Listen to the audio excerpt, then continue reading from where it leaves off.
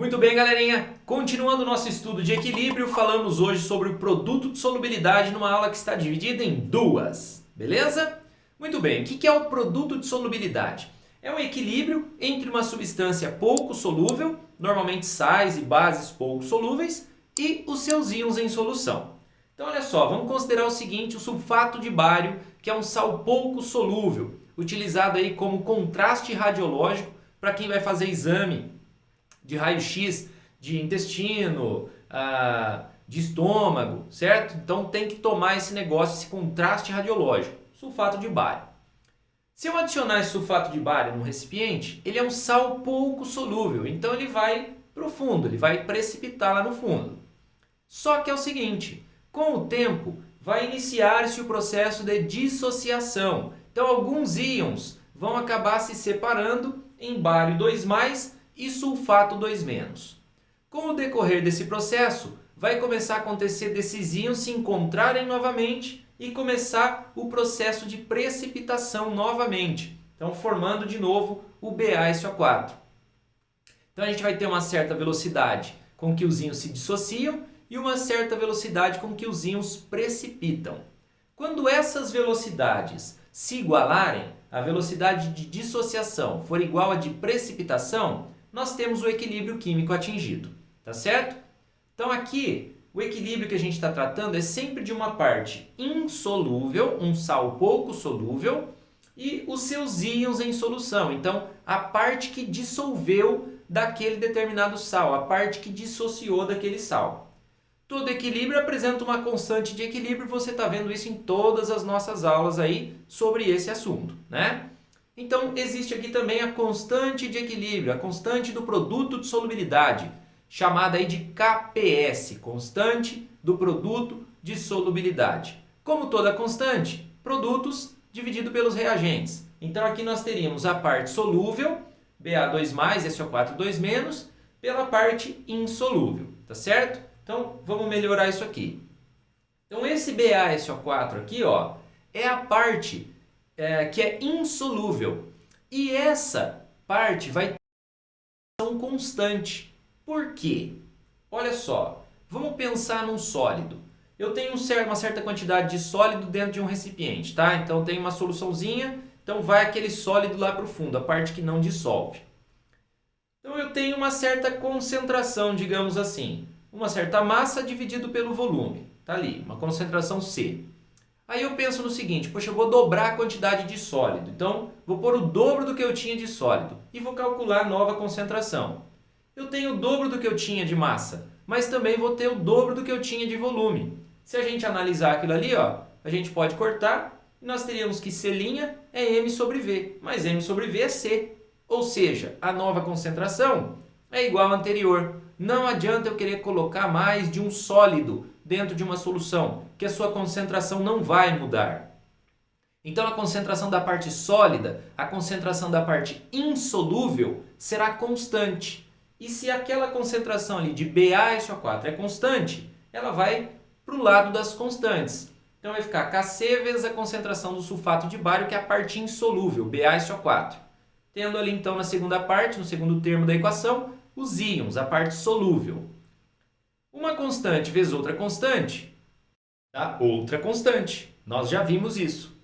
Muito bem, então Kc vezes a concentração do sulfato de bário vai dar o KPS, certo? A constante do produto de solubilidade, que vai depender então somente da parte solúvel, dos íons que estão em solução, tá certo? Com esse KPS a gente pode ter várias informações sobre a solubilidade, quanto solúvel é um sal, uma base, né, que seja pouco solúvel aí, sobre o valor de solubilidade de uma determinada substância, quanto que eu preciso de concentração de um íon A ou íon B para que inicie uma precipitação. São várias as informações que a gente consegue desse KPS aí, tá?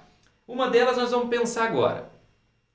No caso desse exemplo, né, o KPS seria a concentração do bário vezes a concentração do sulfato. Então, da parte que está dissolvida, certo? Da parte que separou, da parte solúvel. Então, nós teríamos aqui, se eu deslocar aquele equilíbrio para a direita, ou seja, se eu fizer com que ele seja mais solúvel, eu vou ter mais íons ali presentes. E quanto mais íons presentes eu tiver, maior vai ser o KPS, concorda? Então, uma espécie vai ser mais solúvel quanto mais íons ela tiver dissolvidos ali. Então, quanto maior o seu KPS.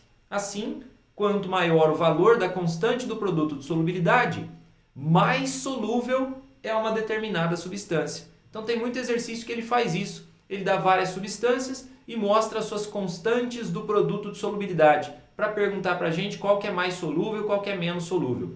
Então, a gente pode analisar pela constante, desde que a espécie seja constituída pelo mesmo número de íons. Por exemplo, AgCl, um íon positivo, um íon negativo. BaSO4, um íon positivo, um íon negativo. Já não funcionaria, por exemplo, para o PbCl2, que é um íon positivo, Pb, e dois negativos, dois Cls. Aí já não funciona analisar direto pela constante. Tem que analisar pela solubilidade mesmo, tá? É isso aí. E a solubilidade a gente vai aprender como calcula na próxima aula. Tudo bem? Por enquanto, o que nós temos?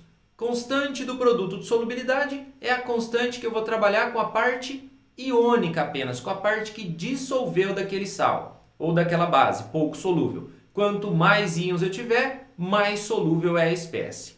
Tá ok? Legal, agora é aquela hora de fazer um exercício. Para, não vai sair do vídeo. É no exercício que você vai entender tudo que você precisa, tá bom? Então, aqui na descrição eu vou deixar um link também para caso você queira resumos teóricos, mais exercícios, listas de exercícios, um monte de coisa. Tem o link aí do site do Professor Marcos, combinado? Então, bora lá para o nosso exercício.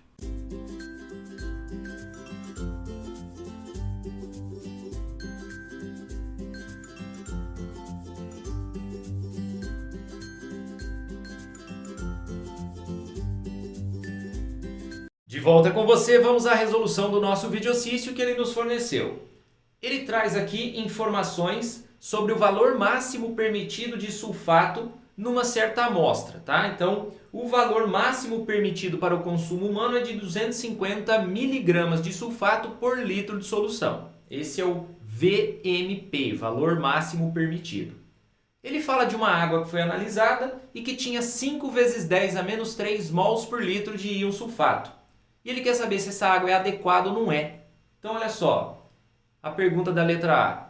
Se a água vai ser adequada, se está em conformidade com o VMP, com o valor máximo permitido ou não. Então, olha só, eu anotei aqui pra gente o valor máximo permitido, tá ali, 250 miligramas por litro. Ele falou pra gente no texto de uma amostra que continha sulfato na concentração de 5 vezes 10 a menos 3 mols por litro. Só que note uma coisa, o valor máximo permitido está em miligramas por litro e a análise está em mols por litro. Você vai precisar então alterar um ou outro para que você possa comparar, tá ok? Muito bem, então nós vamos alterar. Eu escolhi alterar esse aqui, nós vamos alterar miligramas para mol. Então, 250 miligramas de sulfato, eu vou ver quantos mols de sulfato isso representa. Aí eu vou ter mol por litro com o valor máximo permitido e posso comparar com a solução dele ali. Tá certo? Como é que eu transformo mol em massa? Utilizando massa molar, certo? Então, nós vamos determinar a massa molar do sulfato. 32 do enxofre mais 16 de cada oxigênio. Então, são 96 gramas por mol. Dali eu tiro o início de uma regra de 3. 96 gramas de sulfato representam 1 mol. Os 250 miligramas, que está lá no valor máximo permitido, seriam X.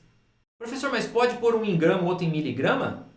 Não, não pode, você sabe disso. Então a gente vai fazer a mudança de miligrama para grama. O que você pode fazer? Ou você divide por 1000 para ter em gramas, ou você se lembra que mili vale 10 a menos 3. O mili é um valor, esse mzinho, miligrama. Mili é 10 a menos 3. Então eu posso trocar o m por 10 a menos 3. Então eu teria 250 vezes 10 a menos 3 gramas. Certo?